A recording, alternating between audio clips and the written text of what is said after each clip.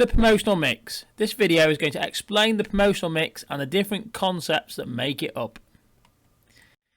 Okay, so firstly, before we start, we need to understand that there are two aspects of advertising. There is the message, which is what the communication needs to say, and there's the medium, which is how you get that message across. Let's look at an example of how the message and the medium can be analysed. So here you can see a form of advertising. So what do you think the message is in that advert? Hopefully you've worked out that it's a £2.99 price promotion that they're doing. So they're trying to get the message across that it's obviously a cheap offer, it's a good deal, and you're going to really want to get one. And notice that they subtly have got Coke Zero there as well. So they're trying to get it across that it's healthy, zero sugar. So they're all the sort of things they're trying to plant into your mind in that advert. They also use a play on word with the word Whopper, don't they, of course, to get it in there. Now, what's the medium? So what method do they use to get that advert across? Well, you would have spotted, hopefully, it's a method of ambient advertising and buzz stop advertising. So that's what we mean when we talk about the two aspects of marketing. What is the message and what is the medium that's being used? Now, the promotional mix is basically made up of the following different elements. We have our personal selling. We have our advertising methods. We have our sales promotion. We have our public relations. And finally, we have our direct marketing. And those 5 elements make up the promotional mix. Now, the most obvious one that we tend to think of all the time is advertising methods. So let's delve in there and take a look. So within our advertising methods, you have a choice. You may want to use some print. So print is items that obviously quite clearly advertising that's printed. So for example, newspaper, leaflets, billboards, magazines. I'll come to billboards in a minute because billboards potentially could be ambient. Sometimes you might see that mentioned, and sometimes you might see them mentioned as digital. Well, I'll explain why. But traditional billboards, which are on paper, would be a form of print advertising methods. Another form of advertising method could be audio advertising. And quite obviously, we tend to have our radio, which could be local or national, depending on the audience we want to target. Or things like Spotify, digital streaming services now carry adverts, so that could be an auditory method to advertise your business. Another method could be digital advertising, and that could include things like email, for example, or social media, so having posts or a page on social media, text messaging to customers, websites, even digital billboards, so things that are obviously created and advertised out there to the market which are not print methods. But digital tends to be all these new age methods. And of course, the advantage of digital advertising is it's fairly low cost and fairly easy to get involved with. Then we have ambient. Now, ambient is the one that people find more confusing. It basically means the world around us. Good examples could be banners you see on railings. You can see the posters at bus stops or the adverts at back of buses when you're driving along, or even the adverts on a bus when you're there, on the tube, for example. When you're at a train station, you see that. Could also be things like t-shirts or uniforms that people wear. They're all forms of ambient advertising. Some businesses make their staff wear shirts or uniforms that advertise promotion on there. So if it's in the world around you, it's ambient advertising.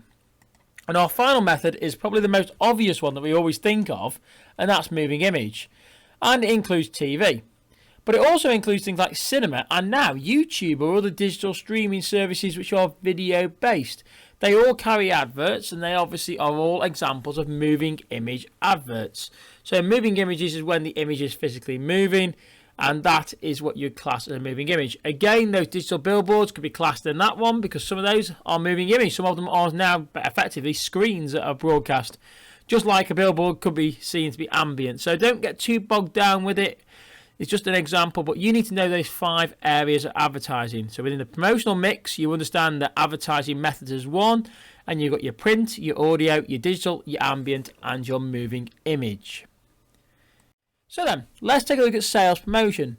This is another method of our promotional mix. So, you could have things like money off coupons. So you've seen these most of the time. Lots of companies do this where they offer you a discount. So, spend £10 and get £2 off. That's a money off coupon. You also get coupons where you get things like come through your door, for example. So come and try something. So I've had one recently for Costa Coffee. They've opened one locally to me. So they give me some coupons to go in there and get a free coffee, for example. There's a coupon that's come through my door. You get competitions. I think the best example of this is Walker's Crisp. They do lots of competitions. Or Monopoly, which McDonald's do.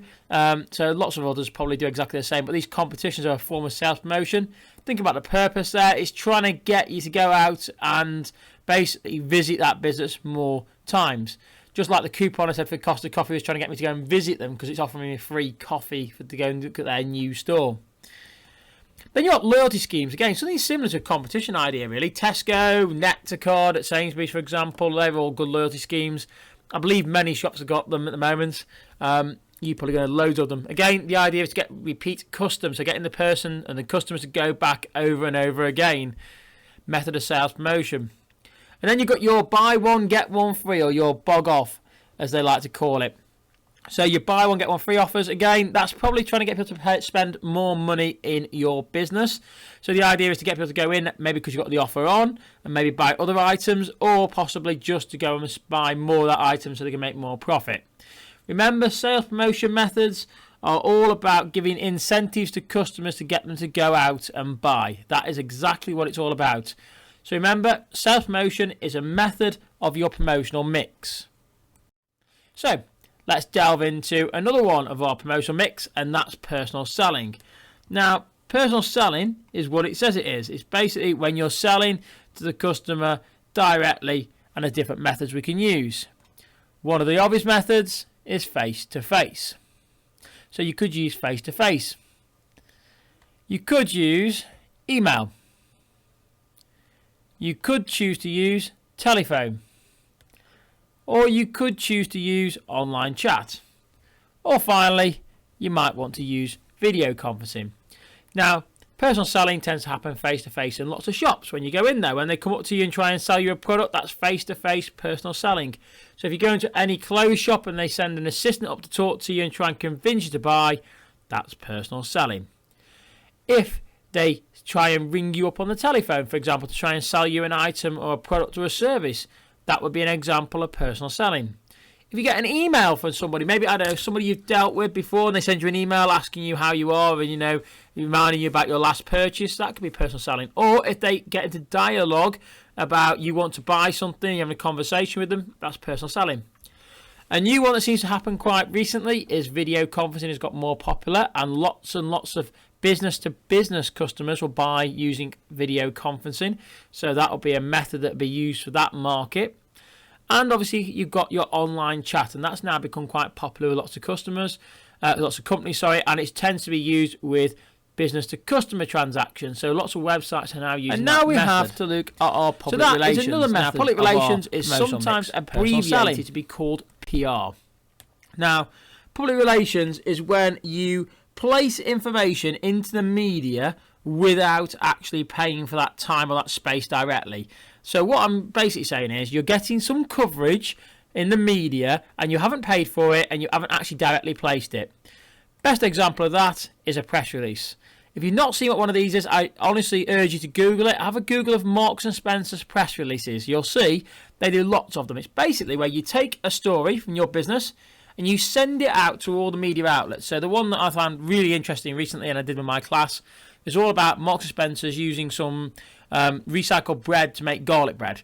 And they basically wrote this lovely little press release with some pictures included into it, and they wrote all the text about how great Marks and Spencer's were and what the ethics around this, and they sent it out to all the media outlets. And then you can find, literally, if you click on Google and go on the news tab, you can find them same press releases that Marks and Spencer have written that will be printed in the press. Marks and Spencer haven't paid for that. Marks and Spencer have given the story to the newspapers and the media, and they've used it, but Marks and Spencer's haven't directly paid for that. Great for getting positive, good news out there. Another really obvious one that you see lots of is sponsorship. So lots of companies do sponsorship. It could be sponsorship of your local sports team, for example. It could be sponsorship of a large sports team.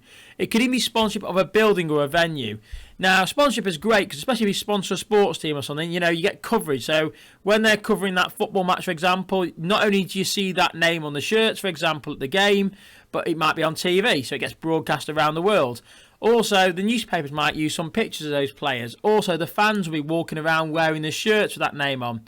Not only that, but you'd hope that that sponsorship places you in a good brand. So, for example, if that club does really, really well, then obviously your brand is going to look really popular.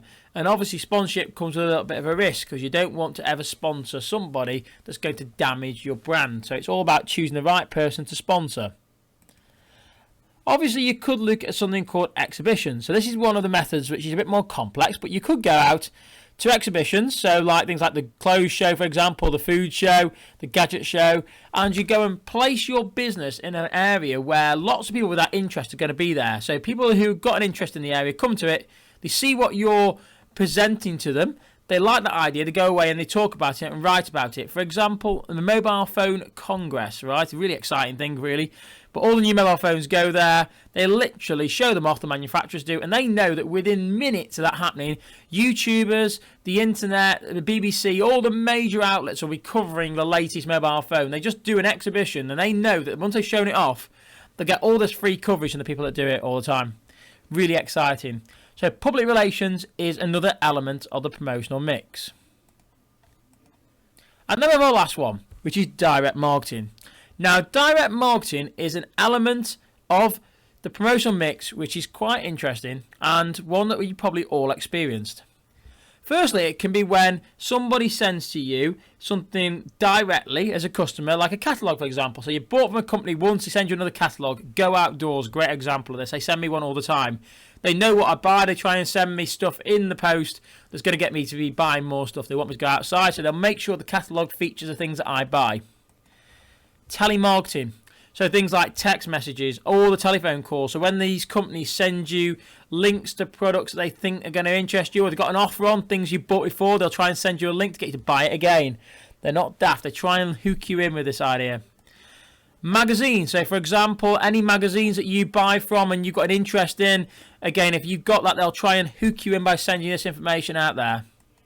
And of course, you've got your direct mail or your junk mail, it's sometimes called. So when they just send you in the post, literally, something's meant to interest you. Good example of this, Tesco. Tesco, because I've got a club card, send me loads of direct mail telling me all about the things they're offering me. And of course, that is being matched to my interests. Get it right, it's great direct mail. Get it wrong, and it's junk mail. Junk mail is literally poorly targeted direct mail. But those elements of direct marketing then form into the promotional mix. So, what we've now uncovered is a promotional mix has got 5 elements, which we've looked at already. And within those elements of promotional mix, you've got more subsections that break down to explain how promotion is used. Remember about the message and the medium, and hopefully you now understand the promotional mix in more detail. Don't forget to click the subscribe button, give it a like and a share and a follow, and remember, until next time, keep buzzing.